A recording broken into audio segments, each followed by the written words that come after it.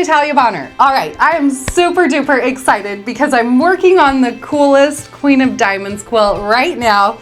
And the way the sashing is turning out just makes me so happy that I had to stop, create a little tutorial to share with you. I will be sharing my full process of machine quilting this incredible hand-pieced quilt in the Piece and Quilt Academy soon. I'll be sharing my full process of custom machine quilting the blocks and how I work with quilts like this.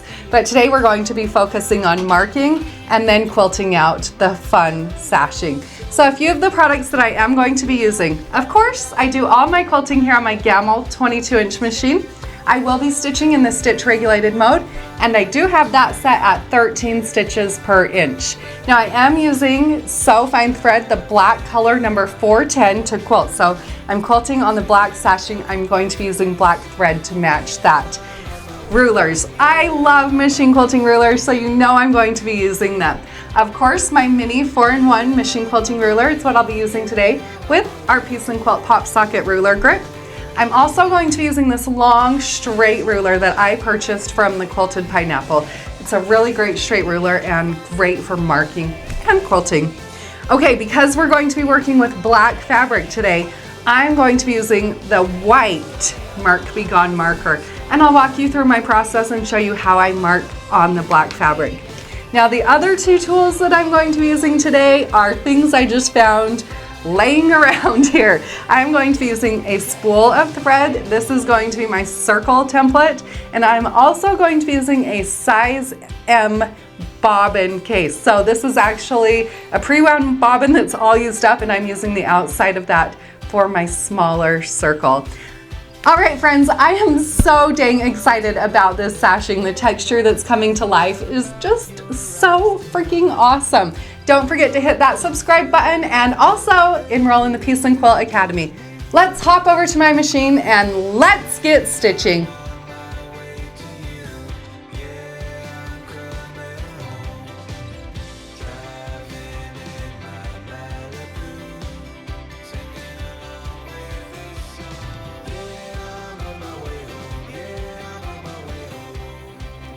Okay, so on this adorable Queen of Diamonds quilt, I'm going to try to bring that diamond and a few circle design to life in each of the sashing sections.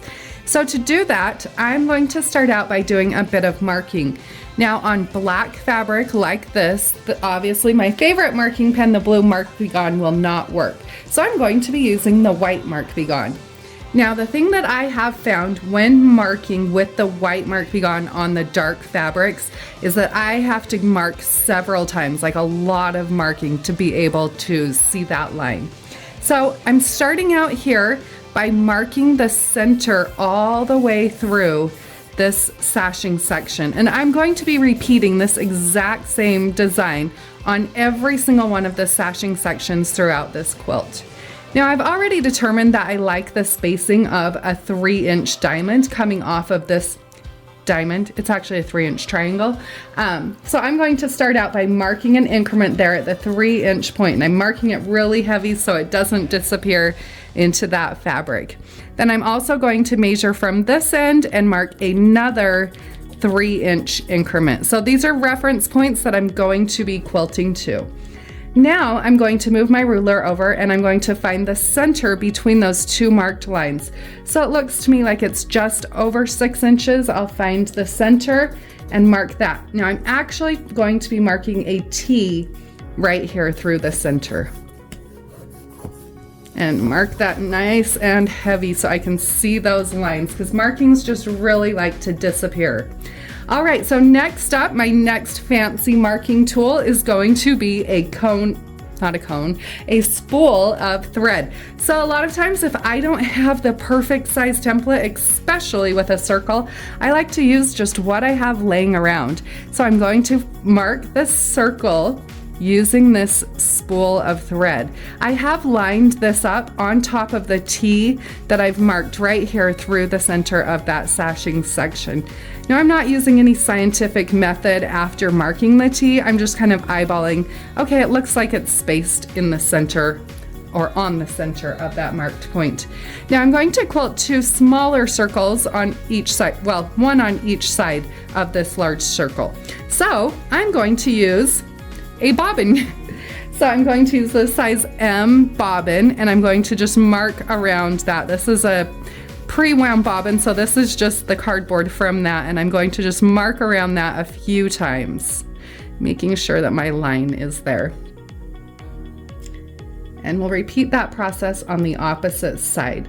Now to remove my markings after I have this all complete, I am simply going to use my misting spray bottle with a solution of filtered water and baking soda, and I'll just mist away those markings. But first up, let's quilt out this awesome design. I love the look of Stitch in the Ditch, so of course I'm going to start my design with a bit of Stitch in the Ditch work. Anytime I'm doing Stitch in the Ditch work, I'm making sure that I'm holding my ruler 1/4 of an inch away from where I want my thread to intersect, which is right there through the ditch. Now, this quilt is all made from English paper piecing, so on all of the body of the quilt, I am going to be quilting just to the side of the ditch, but this part right here was pieced by machine, so I will be able to stitch right in the ditch. Once I've stitched in that ditch, now I'm going to create my triangle. So I'm going to again be holding my ruler, so it's 1/4 of an inch away from where I want my thread to intersect. It's a little bit difficult to see right here because it's straight behind my needle, but I am holding my ruler, my mini 4-in-1 machine quilting ruler with our Piece and Quilt Pop Socket ruler grip right there, 1/4 of an inch away from where I want my thread to intersect. I'll stitch to that point. Now I'll stop with my needle in the down position, not only so that I get this nice sharp point at the top of my triangle, but also so that I can readjust my machine quilting ruler and continue on with my machine quilting. So again, I'm holding my ruler here 1/4 of an inch away from where I want my thread to intersect, which is that point right there.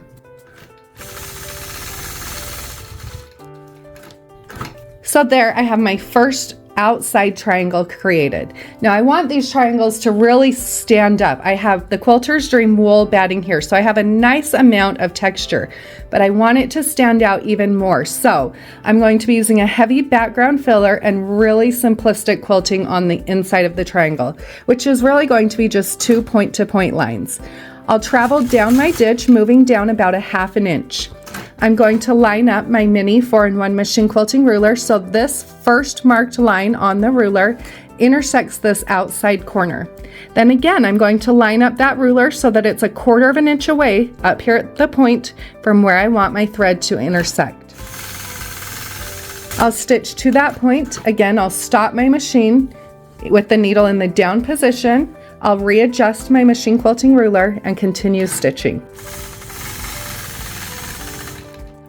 So anytime that you're doing machine quilting with machine quilting rulers, make sure that you do have a ruler foot on your machine. This is the Gamel ruler foot.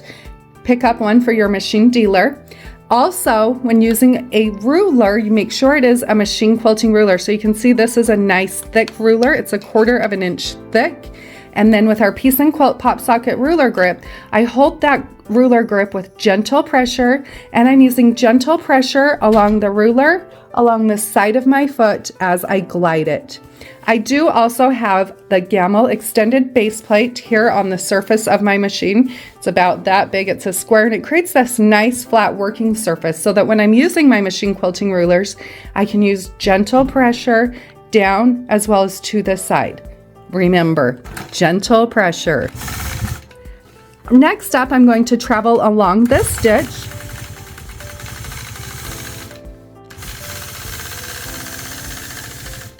Up to the point where I can quilt around those circles.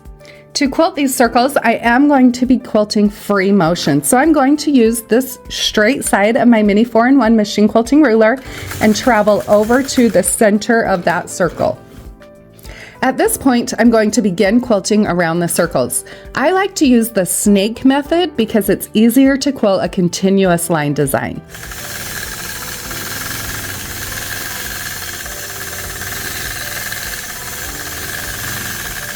And by doing that, I will end right back where I started.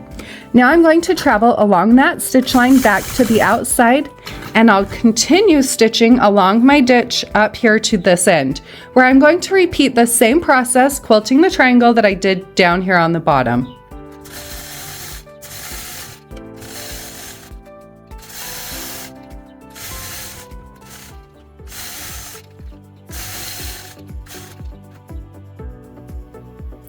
Now I'll complete the outlining on this section by traveling along the ditch on that top side.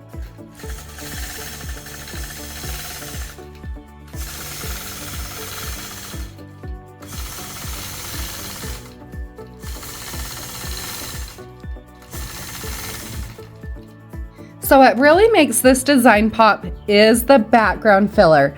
I'm now going to fill that background with heavy matchstick quilting. I'll use the straight side of the mini 4-in-1 machine quilting ruler to act as a guide to help me keep those lines nice and straight. So this adorable quilt that I am machine quilting here is one that my client Tara made using the Queen of Diamonds pattern. It is so amazing, and I'm having so much fun machine quilting it. I will be sharing a full process video showing how I machine quilt this awesome quilt from start to finish in the Piece and Quilt Academy. Find all the details plus enroll on our website, pieceandquilt.com.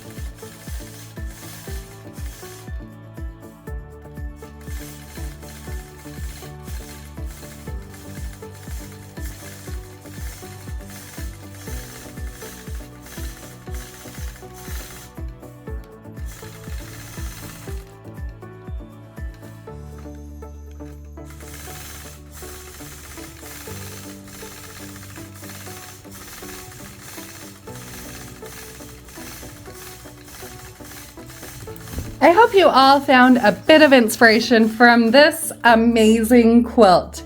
I will have more soon in the Piece and Quilt Academy. Happy quilting, everyone!